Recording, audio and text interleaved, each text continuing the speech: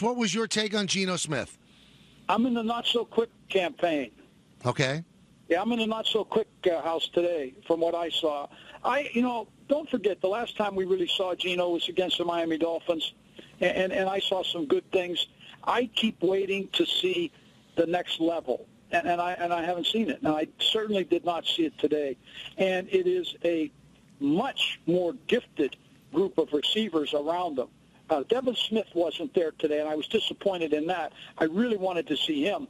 But the group that they're lining up today, it was much more impressive, and I was really impressed with Brandon Marshall. I didn't realize until I actually stood right next to him today that he's quite as big as he is. What a good-looking guy, and the tempo at which he practiced and the enthusiasm knocked me out. I was really impressed. But I did not share that enthusiasm for Geno.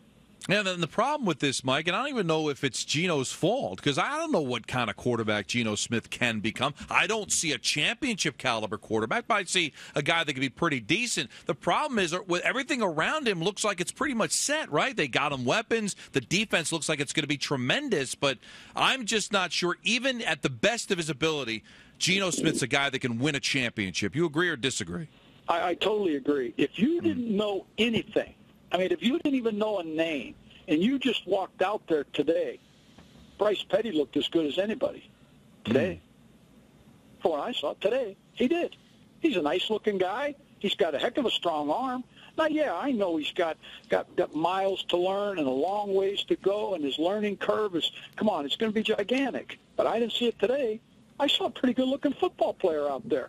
And so what I didn't see was, the guy that's not going to give the game away.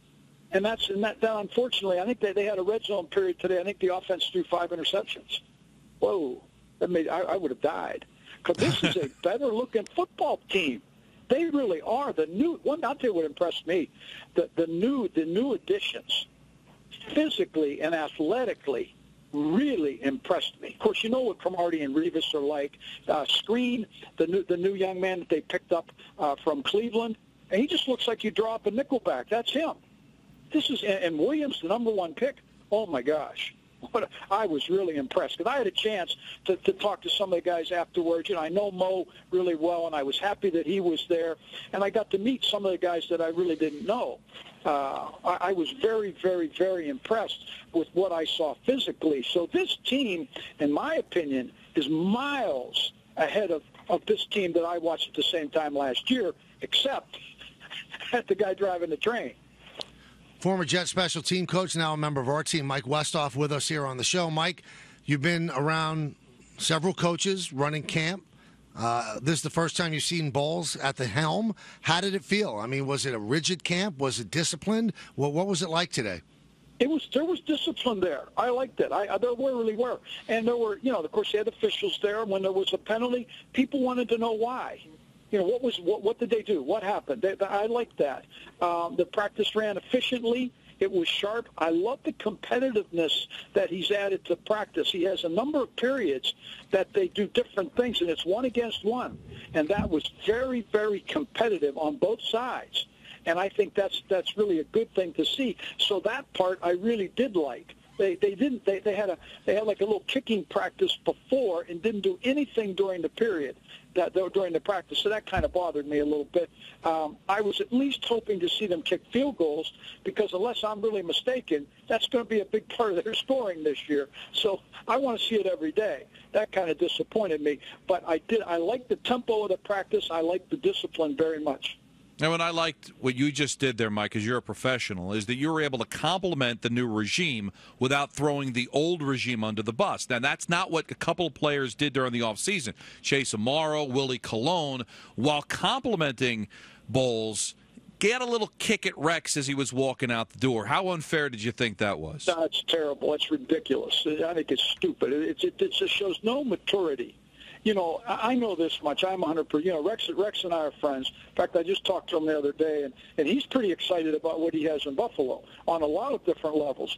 But, when you look at the talent level that's coming into this training camp as compared to what went into the last 2 training camps, I don't even think it's close. I don't even think these football teams are close in that regard. This is this is an eyeball test today. But over 30-some years, I've given a lot of eyeball tests.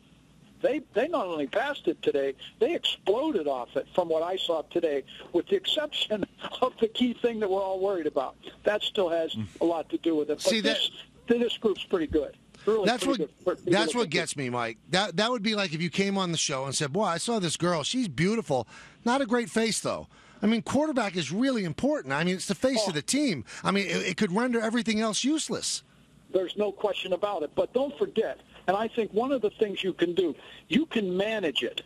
You can manage it. You just have to be able to manage what you have. And I think if you've got a lot of ingredients, you can manage it. I mean, the Cleveland Cavaliers are managing losing their second and third best player because they got the best guy. They're hanging in there with it. That may not work, but I'm kind of rooting for them to work. I know I'm changing the subject on you, but you just have to manage what you have. I think you can manage this quarterback. And I think one of the things that's going to be a drastic change, that this offense will benefit from increased field position and turnovers. This defense will turn the football over to the Jets, and I'm willing to bet that their average starting field position increases by 10 yards this year. I'm willing to bet on that. Well, that's points. That's huge. Now, Mike, I think it's going to happen.